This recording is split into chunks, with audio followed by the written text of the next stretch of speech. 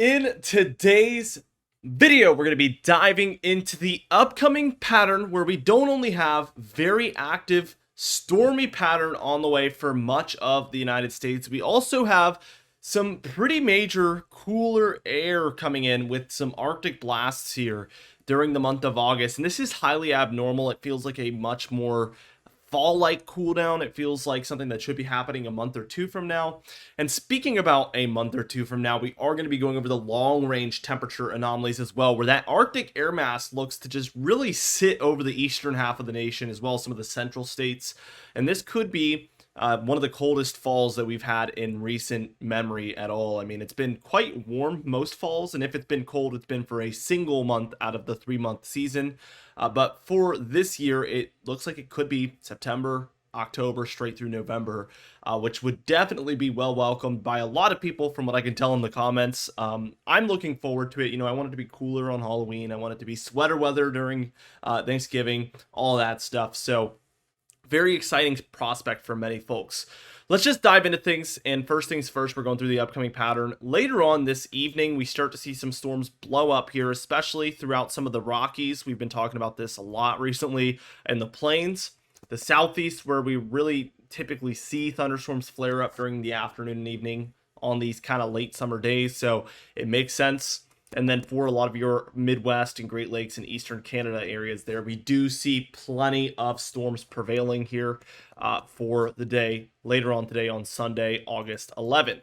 For tomorrow on Monday, August 12th here, we see much of the same. Rockies here, plains, a little bit more widespread here this time around. And then up and down the East Coast, really, we're seeing plenty of thunderstorms and showers, even some pretty low pressure up there in Eastern Canada. So definitely something to think about.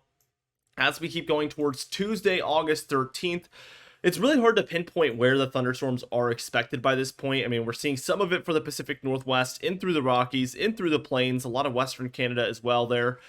There is some broad low pressure just throughout this entire area, and this is really aiding in the development of these storms for sure. We do see that the Great Lakes through the eastern states here, we are seeing plenty of thunderstorms and showers. A little bit more isolated, I would say. We're seeing the lighter greens, which is going to be indicative of some areas seeing some smaller storms, some areas missing out. That's kind of what we're going to see, hit or miss storms, I would say, throughout these areas for Tuesday. Let's take this all the way straight through into Wednesday on August 14th here. We see once again the Rockies and plains, especially the northern plains and Midwest areas, seeing again widespread thunderstorm activity. It is interesting to note that a lot of areas just to the east of the Rockies, the northern plains, and the upper Midwest, kind of late July into August is their peak of their severe weather season sometimes. So this is not too surprising, and we can see some pretty bad thunderstorms this time of year for these areas. So keep that in mind. We do see that the eastern seaboard, and really if I was to really pinpoint it, I would say the entire eastern seaboard and Gulf seaboard there, we are seeing the chance again at hit or miss isolated thunderstorms, so be on the lookout midweek as well.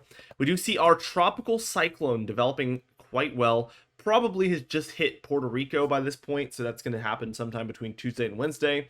It'll be north of those islands on Wednesday the 14th here, developing pretty intensely and pretty quickly, so we'll watch that day after day as well.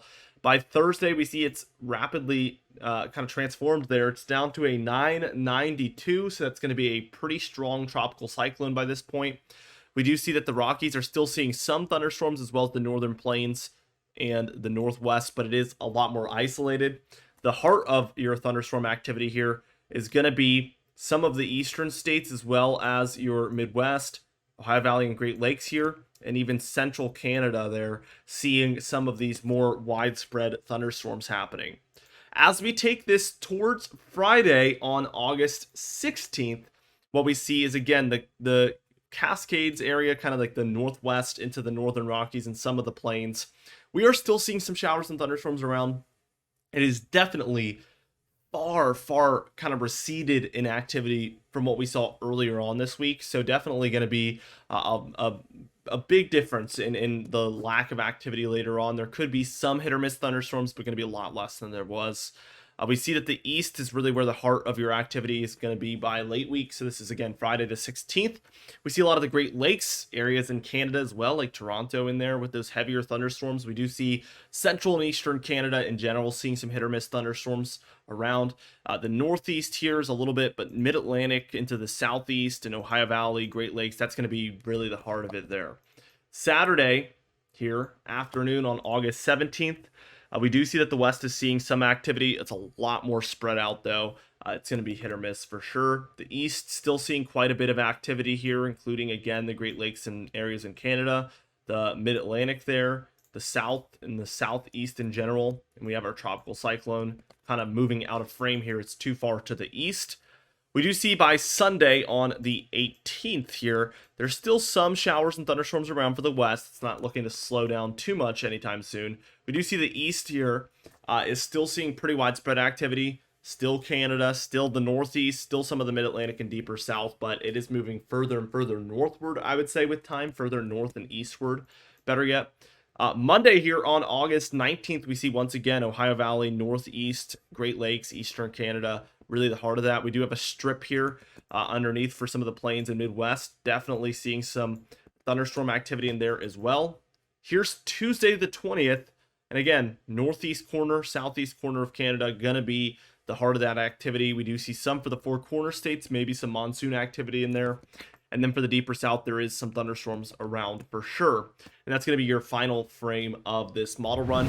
Real quickly, let's just take a look at the GFS model here. I'm going to refresh this so we get further in. But here is that tropical cyclone again, hitting Puerto Rico there. If you look at the bottom of your screen, it's located right here. So it hits Puerto Rico around Wednesday afternoon on this GFS model, before moving just over Bermuda as a 969 millibar low pressure center. So this would likely be a pretty intense tropical cyclone. Potentially talking about hurricane, maybe even a couple categories up. So definitely something to watch for. And this does, for our Canadian friends, pose a threat not only for New England, but I would say Eastern Canada needs to be on high alert. We're seeing the models just flirt with this hitting Newfoundland or Nova Scotia, and not what we want to see. I think it was last hurricane season where we saw multiple tropical cyclones hit this Eastern Canada area. Definitely don't want to see that again. But this model is definitely flirting with that idea. It doesn't hit this time, but it gets awfully close before turning. Definitely easily could trend in the wrong direction here. So we're going to be watching that very closely for our friends up there in Canada. Thankfully on this model run, it does move innocently offshore there later on around the 21st.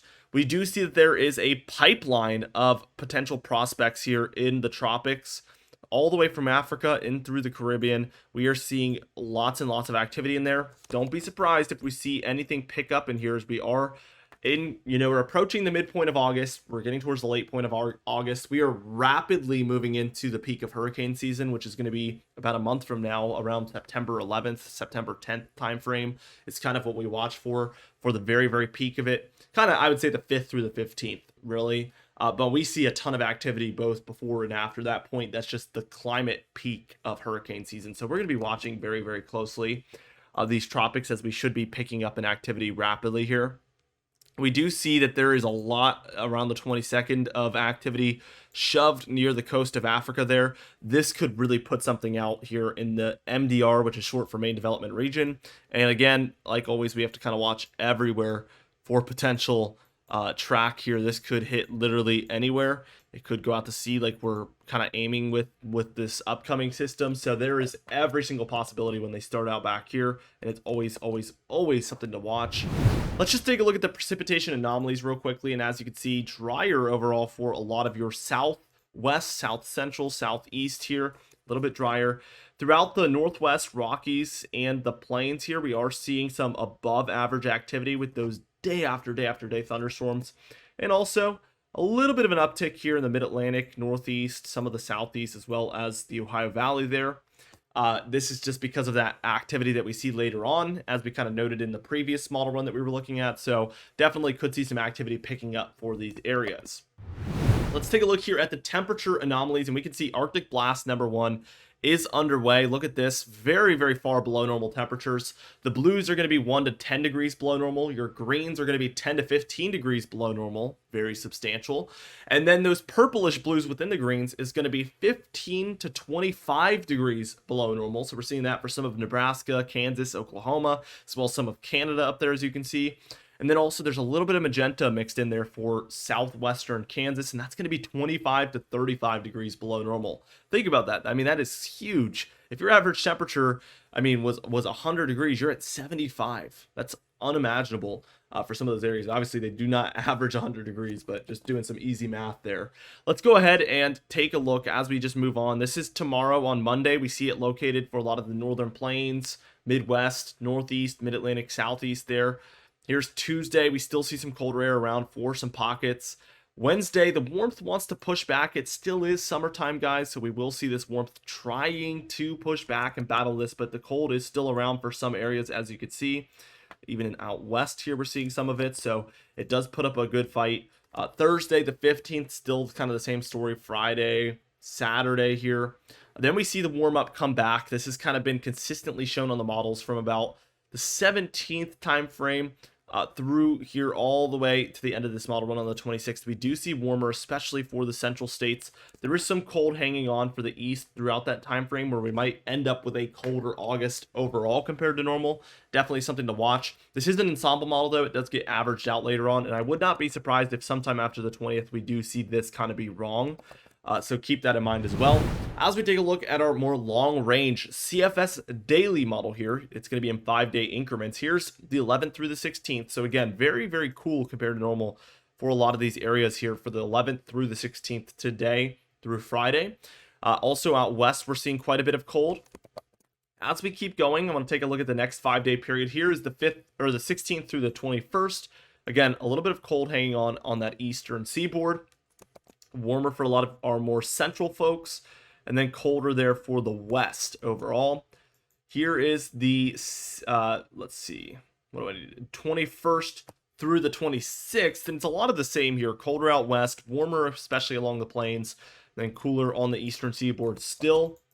Here is the 26th through the 31st, and something you'll note is that this cold is kind of spreading. Now we're seeing a larger area seeing cooler temperatures here for that final 5 days of August there. Also along the west, still seeing some cooler temperatures, and a lot of this warmth is for your northern Rockies, northern plains, and upper Midwest here. As we take a look at the 31st through the 5th of September, definitely cooling down even for some of these plains in here.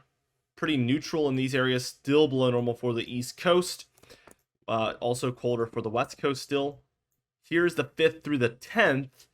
Definitely looking a lot of the same. And then the 10th through the 15th of September, look at this. We really rapidly move into an Arctic air mass here in the east, where this model is probably indicating some Arctic blasts moving down from the Arctic Circle through Canada and into the eastern states and eastern areas of Canada as well. Here's the 15th through the 20th here, and we see it gets even colder for these eastern people. Also out west, we have this warm strip along the Rockies and the plains. That's your warmest area there for this time frame.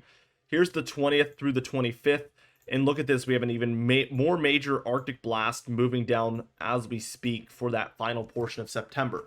Keep in mind that in addition to these temperatures being below normal, your average temperature is moving down by, depending on where you're at, 5 to 10 degrees per month here, maybe even more. So this is over a month from now. We're going to be looking at average temperatures much, much lower than what they are right now, obviously. So these temperatures will be 1 to 10 degrees below the normal for September 20th through 25th at this point, which is going to make things even more dramatic. And then even the greens, they're 10 to 15 degrees below whatever the normal is for that time frame. So we're looking at like 20-degree temperature swings here, maybe more, compared to what we're seeing right now as our average temperatures. So big time developments here. It's going to be very noticeable and could get very, very interesting. Here's your monthly outlooks. Here's for the rest of August. Here's September. This model is indicating cooler temperatures for these areas for the entirety of September, with warmer out west overall. Could get interesting if that's the case. October here. Very healthy, positive PNA out here, and what that stands for is Pacific North American Oscillation. All you really need to know about that is that means warmer temperatures out west. This really forces a lot of the cold that would be here over Western Canada to dive down into the eastern states, and we see this happening as well as the eastern areas of Canada. So very, very interesting. And we're seeing pretty far below normal temperatures for a whole month here. We're looking at, 2, 3, 4 degrees below normal in these blues, which is substantial when we're looking at a whole entire month. So October could be quite cold here. And then look at November. It does warm up here for the northern plains, but we do see cold along the eastern states for November as well. So again, for some of these folks in the east, this could mean September, October, straight through November would be below normal, bringing a far below normal fall overall. Very interesting. I would personally like this a lot. I love the cooler, crisp fall weather, and I definitely would be embracing that. Let me know in the comments if you would enjoy this or if this is something that you don't want really. I'd be curious to hear from you guys. Let's look at the tropics real quickly because Debbie is gone, but we do have this next threat that we've been discussing, and this one currently sits at a 70% chance of development over the next 48 hours, and then a 90% chance over the next 7 days. Really likely at this point that we do see the system develop. It is looking more and more likely that this one will stay offshore of the East Coast, thankfully, but we are not out of the water yet, no pun intended. This could still trend west, and we definitely saw Debbie trend very far west, way more last minute than this. So there is still a lot of time for things to change, and I want to encourage you guys to still be aware and keep up to date with this system if you do live along the coast, because things can change in a hurry. Anyway, thank you so much for watching this video. Be sure to subscribe as we do upload every single day. You can even hit the bell icon for daily notifications when we upload so you never miss one. Be sure to like the video if you did enjoy it. Leave a comment down below, and I'll see you guys in the next video.